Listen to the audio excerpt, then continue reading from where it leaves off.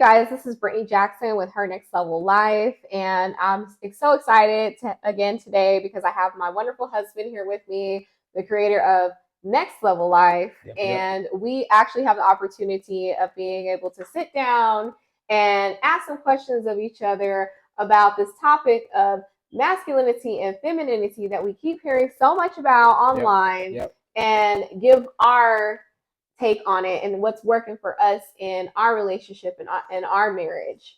So, I think I've got a couple of questions for you. I think the last time you had quite a few questions for me. And so this time I have some questions for you about your role as a male.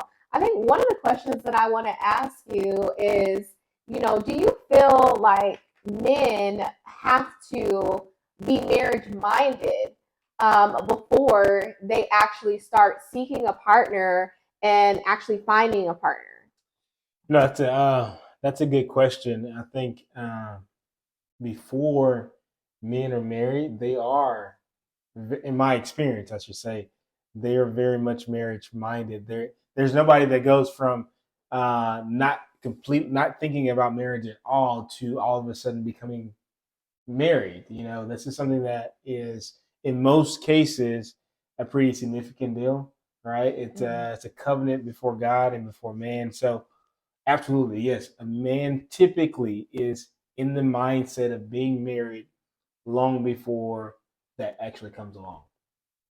Yeah, I think that what I kind of started to see, as I was out here dating before me and you met, is you get a totally different experience with men who are actually looking for a wife. It may not necessarily be you, however, that man is already prepared to become a husband and to be somebody's husband, in the future. It wasn't something I had to convince you of. You wanted to be married, you wanted to have a wife, and you wanted to have a good marriage, and you surrounded yourself around people as much as you could that did have good relationships, and good marriages, to do your best to set us up for success. And I think that, in our community, in the Black community, we obviously don't get to see as much of that as other cultures do. And so we have to make a concerted effort to have to create those experiences for ourselves, of what we want in our relationships and in our marriage. So I think for you did a really good job of networking and finding mentors, that really guided you, in that area of your life, and I think that definitely has played a significant role in, where you and I are today in our marriage and how things are going. And I think things are going pretty well. So not to say that we don't have our disagreements occasionally, but heated spiritual debates. Yeah. So, but I think that you do a good job, and I definitely wouldn't want to, do this life with anyone else but you. Well, thank you. Yeah. Thank you. But just to answer that really quick, as far as being marriage minded, it's not just being marriage minded. Many times men are driven from a different perspective of they're preparing themselves for marriage, meaning they're setting up their lives to be prepared for someone else to enter into that space. So there's a lot of preparation. Not I want to say a lot of preparation, but there's preparation not just mentally, but physically that goes into that preparing. Okay, so talk about that a little bit. What are some of those things that you did to prepare yourself for marriage?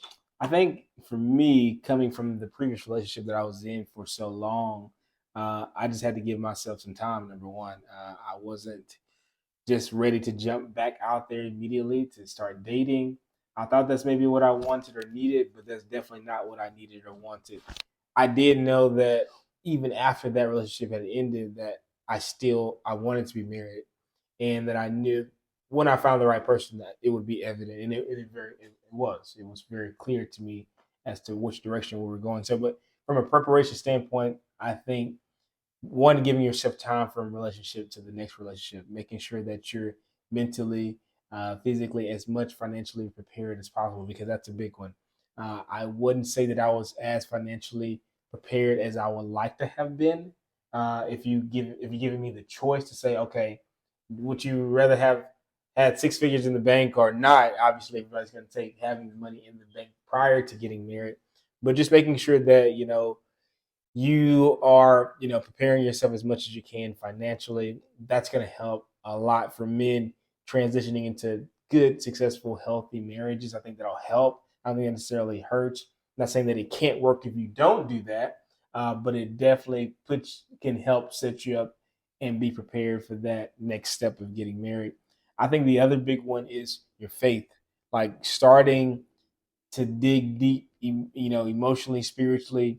That's going to start with you. Nobody else can do that for you, and you want to enter into a marriage as as grounded as you possibly can, as strongly rooted as you possibly can. So I think those three things are probably the big ones for me that help spur into the marriage that we're in today. Yeah.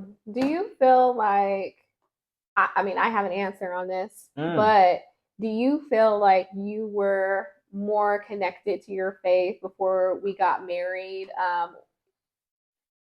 in comparison to when we or before we actually met? So so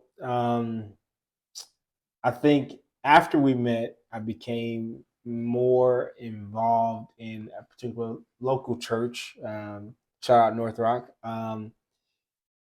Before I was married, and as we've been married, I've been even more so.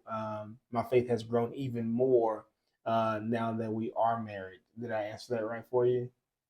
Yeah, I guess what I'm asking is, before we got married, like, were you really living by biblical Oh principles? no, You know, no, I so was not. that came with marriage. So it's kind of like we were a catalyst for each other, in kind of developing that. Yeah, I think we were both like right there. And I know I've talked to your mom, and she told me that it was very important that you were raised around good people, and she kept you in the church.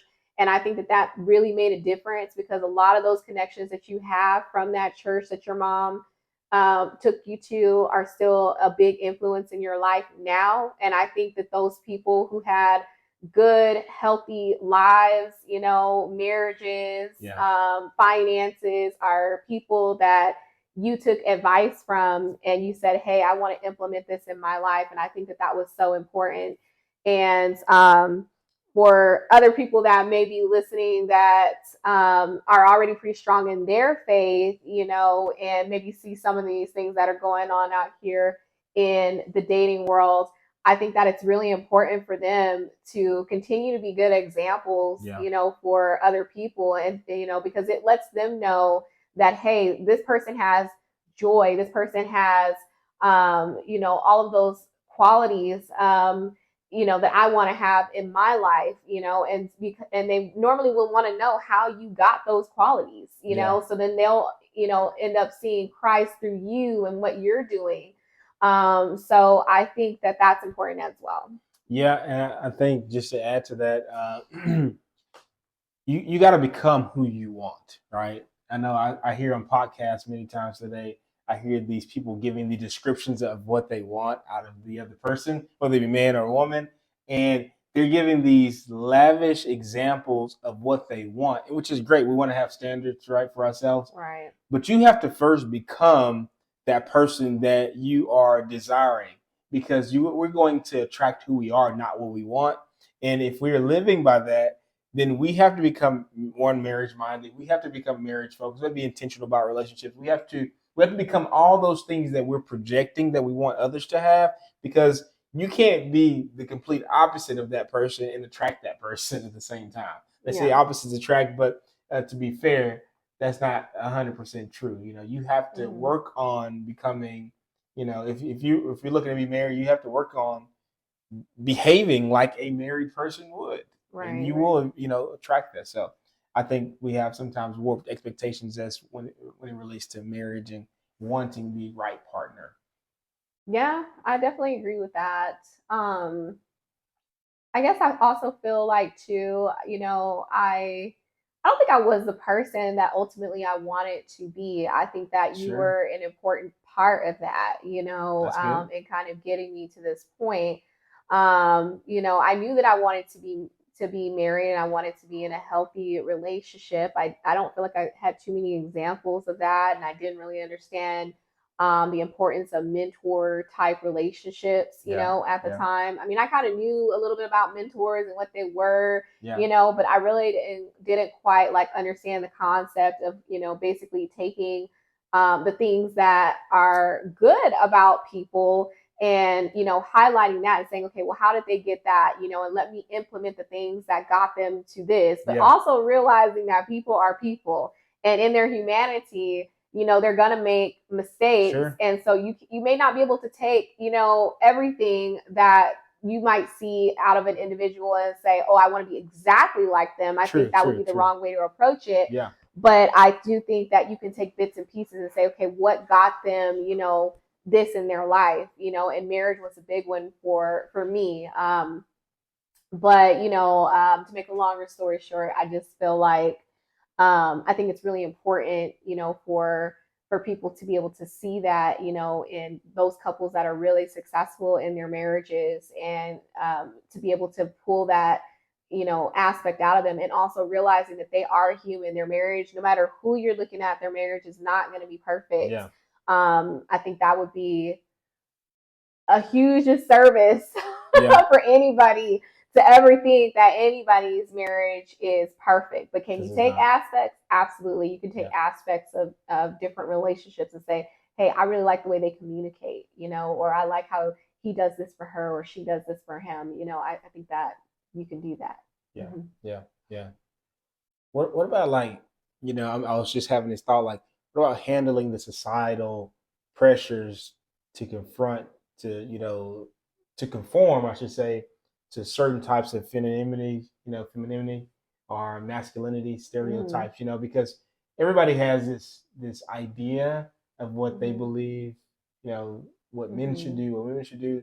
Like, how do you handle those pressures not to conform, and how to stay true to like your own beliefs? I can answer this question for myself, but Yeah. like what would that look like for you specifically? What are some things that you do or practice to kind of combat the societal or cultural norms of, you know? Of what they're saying or what they're defining femininity Yeah, and exactly. masculinity as. I feel like me and you, we were really good about communicating, or I and think you so more so than me. I mean, and I'm definitely, negotiating yeah. what we wanted at the beginning. I think that, I think we got better with that over time. You know what I mean? But I think by the time that you and I met, I was like, nope, not putting up with certain things. She wasn't. And I know I gave you some clear guidelines. I 2 years. said I gave you 2 years. I said, look, if you don't marry me within 2 years, then that's perfectly fine. I'm not the person for you, but that's it. Like, Yeah. we're done here, and you're gonna go your separate way and I'm gonna go my separate way. And I think that made a difference. But I also kind of feel like, when you're talking about defining the way society is defining masculinity and femininity right now, it's like a hyper fixation. Like, people are going to extremes with this. I'm all about like leveling up. Me and you talk about that all the time. I mean, that's why the name of our next level life. Yeah, of our Next Level Life podcast is Next Level Life, and her Next Level Life, right? Because we are trying to come from this place where we didn't see successful marriages, we didn't see people having nice things, all the time. Right. I think I had a little bit more a different of an experience than you did, because I actually did. I grew up around some pretty wealthy people. I had moments in my life where we were really wealthy, and moments in my life where we weren't as wealthy. So I really feel like I had the whole gamut. Whereas you really came from, Houston, what you call the whole, and I've heard your stories about that. I'll tell them to you one day. Yeah, and what that's like, and so I think that, for that reason, you wanted something different. I think we both did. Yeah. So I think that, it is hard. It's hard to tune out the noise, of what masculinity is, what femininity is. But I think we've done a good job of that. And I think it started with how we established our relationship, and those conversations that we had about, okay, like, what do you want our roles to be? What are your expectations of me, and what are my expectations of you? How is our lives going to look, 5 years from now and 10 years from now? I think we had a lot of really good conversations before we got romantically involved with each other, to get here. Yeah. So I think it started there. Excuse me. Sorry. Yeah, I think for me, man, sorry. I took your breath away, huh? Sorry, you did. Literally. All over again. This is not a popular scripture that I'm going to just quickly kind of recite, but it is one that sometimes gets misused. It's one of those ones people only read part of it and don't read the rest of it. And it's Colossians 3:18 through 19. It says, "Wives, submit yourselves to your husbands as it's fitting in the Lord." Husbands, so most people stop right there. Submit yourselves. So we always want to have our wives submit to us as men, but it has another part. There's another caveat to this. It's not an and or it's both and, right? So it says, "Wives, submit yourselves to your husband as it is fitting to the Lord." Husbands. Now there's some instructions for men as it is for women. This goes to the masculinity, femininity. There's instructions for both sides, not just for one. And I think sometimes we get just hung up on one. It says, "Husbands, love your wives and do not be harsh with them," right? So there's instructions for both. And from the Bible standpoint, I think there's always instruction or direction for both men and women. I think it's clear on what we should be doing and what we should be desiring more of. So we don't have to submit to this cultural norm or cultural, submit to those things.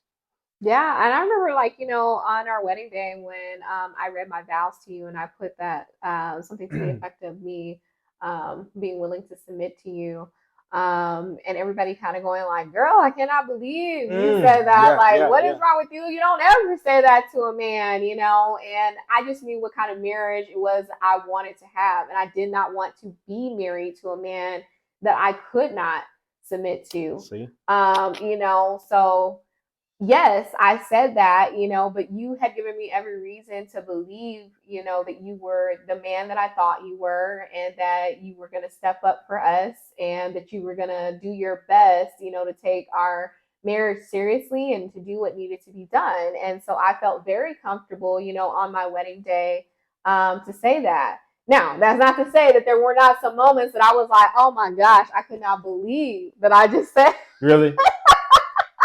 Yeah. There were some moments. Where that happens. But I do ultimately feel like hindsight 2020, like God was definitely lining things up in our favor. Sure.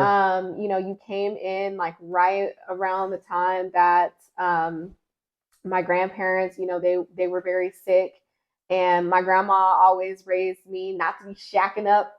So she would never have allowed you to help me care for her if we wouldn't have been married. Right. So some provisions and blessings that you can only get if you're married. I know that's a super natural one, but that goes for spiritual as well, right? Right. And we had to be the ones to step up and provide care for her. And, you were there when my grandfather passed away as well. And I think that was, a really important moment, in our lives, and I got to lean on you because there's no way I could have done that. I couldn't have taken care of my grandparents without you. I couldn't lift, and do the things that needed to be done for her daily care without your help.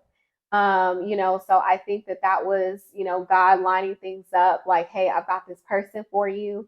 You know, and if you do your part as a wife and you submit and you do your part as a husband, you know, this is going to be good. And we've gotten so many blessings because of that yes that we said that day when we walked down the aisle and got married.